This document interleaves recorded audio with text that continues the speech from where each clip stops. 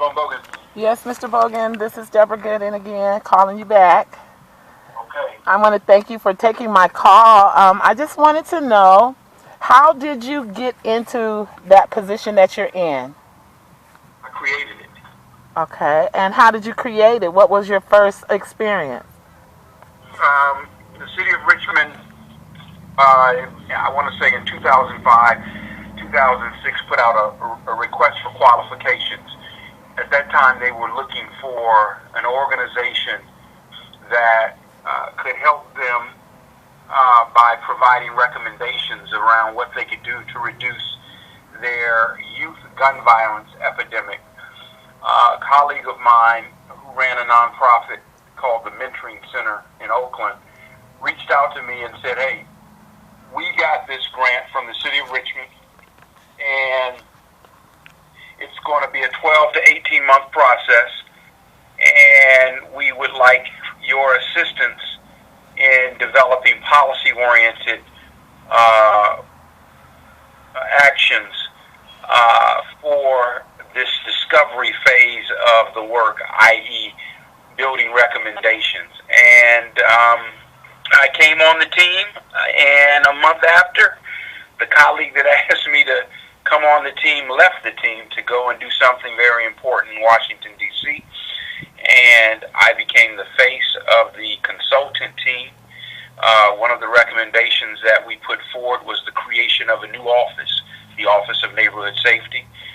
This new office would be government, it would be non-law enforcement, and it would have one single focus, and that would be to reduce firearm assault and associated injury and death.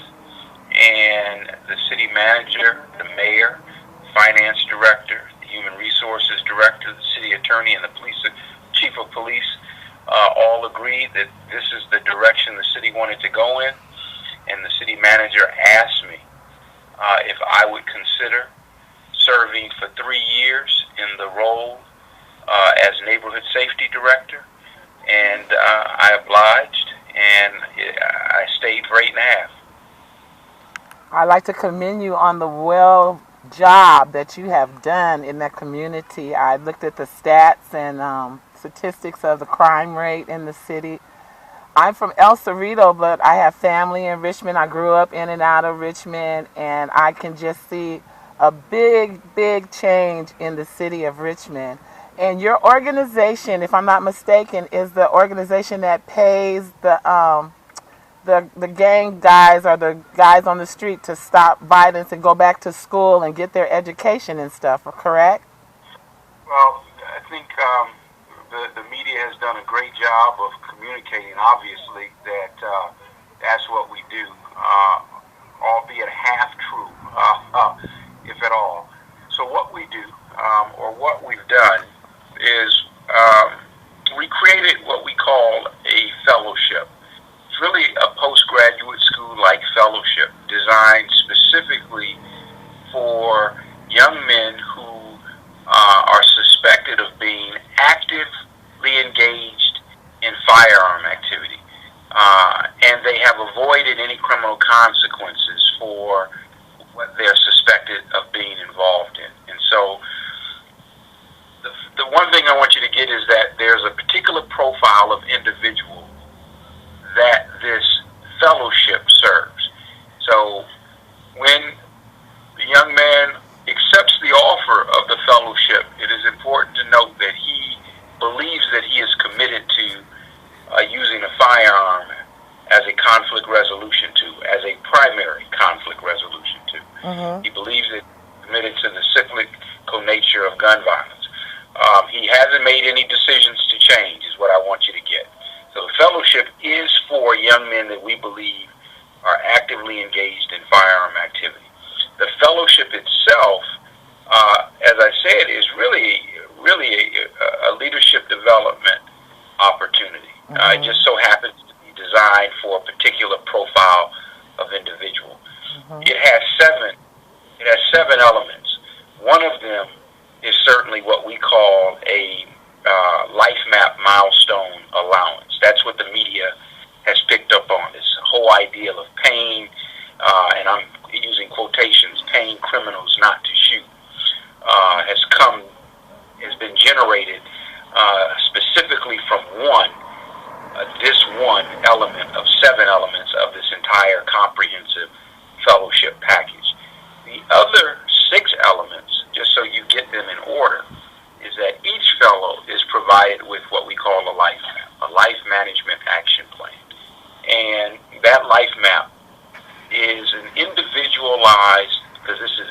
individualized engagement plan for this particular young man's life. So it's an assessment tool, sort of says, hey, where are you at educationally? Where are you at from an employment standpoint? Mm-hmm. Where are you at from a parenting standpoint? Where are you at from a drug use standpoint? Where are you at from a conflict mediation standpoint? Where are you at from an anger management standpoint? Mm-hmm. Et cetera, et cetera. So a whole battery of things that we want to assess. And then second, it's a goal sheet. It's simply, okay, where over an 18-month period, and I should say the fellowship is non-mandated. They don't have to say yes to it.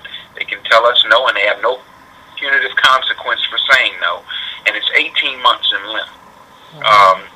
And so they each get this life map that has goals that they can achieve around these areas over the 18-month period.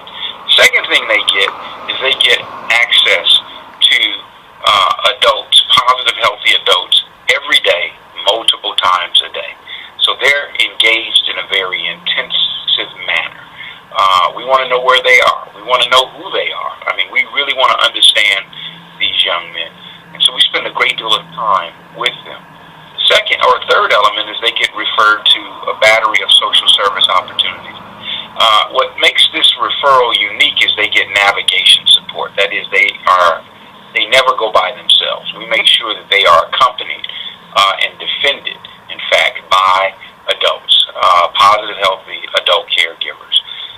We want to make sure that they get there, and we want to make sure that the service provider provides them with a high-level quality of service in spite of who they are and in spite of their attitude the day that they show up for that service. And we stay with them throughout the service until they, the young men, tell us that they're okay negotiating and on their own. The fourth element is the stipend element or the allowance. And again, after 6 months of their engagement in this fellowship, they're able to begin earning up to $1,000 a month for 9 of the remaining 12 months of their fellowship. And that earning is all based on goals that they achieve associated with their life map. So that's how that, as the media has termed it, pain actually works. It's an allowance. It's not for the full fellowship, and it's all based on goals achieved, participation levels, and engagement by the young men. The fifth element is a transformative travel element. We travel throughout the state with these young men. Obviously, we want to expose them to things outside of the city of Richmond. Very difficult to dream about things that you don't know exist. So we want to put things in front of them that begin to push them into a dream world or a hope world, as you may, and really get them excited about living. We also travel outside of the state and outside of the country. Now, when we travel outside of the state or the country, there's one caveat that comes with traveling outside of the state or outside of the country.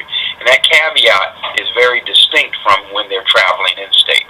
That distinction is they must be willing to travel with someone that they are trying to kill and or someone that is trying to kill them.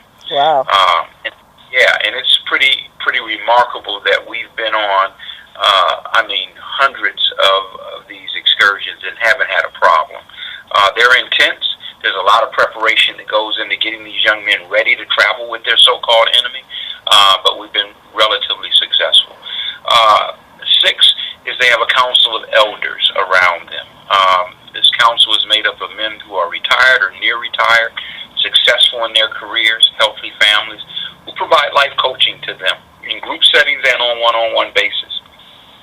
And then finally, after 18 months, we have a good sense of who these young men are, and we've learned what their interests are, what they may be passionate about, and we find internships for them, and we place them in those internships, and we subsidize that with a livable wage. Wow. That is so remarkable. That's all I can say. And I'm recording because I couldn't possibly do shorthand. I'm actually just recording so I can get the transcript off of this. But Mr. Boggan, I have to just commend you again. I would like to... I got a great team of people around me. Let me tell you, it takes a lot of effort, energy, a lot of hands, a lot of feet. And we've got some great people that are involved in working with these young men directly, and it's just been exceptional. Can I ask you on a personal note, have you ever been, like, in your youth, ever been, like, involved in some of the things through your own experience that you're trying to recruit the young men from? No, I wasn't. I mean, and I think gun violence when I was growing up, I'm 50 years old, so, gun violence when I was growing up was not as expensive as it is today, and it certainly wasn't such in my neighborhood where we saw a lot of guns. Now, there was a lot of other things going on, and I certainly was a part of some of that, but nothing like what these young men have had to endure, negotiate, and survive. I've never been through anything like what they've been through. Uh-huh. Well, we consider you an interrupter. You're on the front line. I appreciate that. Yes, sir. And much commend and respect to you, sir. Much. And I'm sure I will get a chance to meet you. And when I do see you, I'm going to tell you who I am. Right on. Okay. Thank you so much again. And what is the name of your new position? Oh, I am the founder and chief executive officer of Advance Peace. Okay, great. Thank you so much again. Got it. Take care. Good luck. Bye now.